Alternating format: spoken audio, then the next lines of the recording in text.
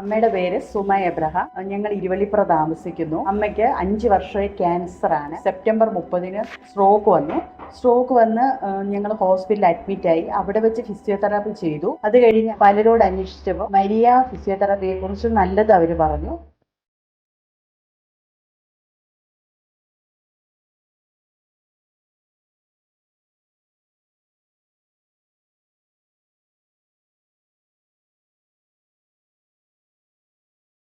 October 9-ന് physiotherapy ആരംഭിച്ചു. അന്ന് മുതൽ ഇപ്പം 3 മാസത്തോളം ഞങ്ങൾ ഫിസിയോതെറാപ്പി ചെയ്തുകൊണ്ടിരിക്കുകയാണ്.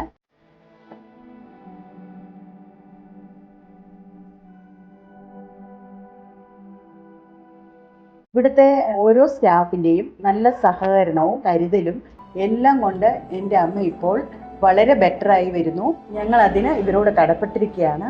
എല്ലാവിധ അനുഗ്രഹങ്ങളും ആശീർവാദങ്ങളും ഇവർക്കുണ്ടാകട്ടെ എന്ന് ഞങ്ങൾ പ്രാർത്ഥിക്കുന്നു, ആശംസിക്കുന്നു.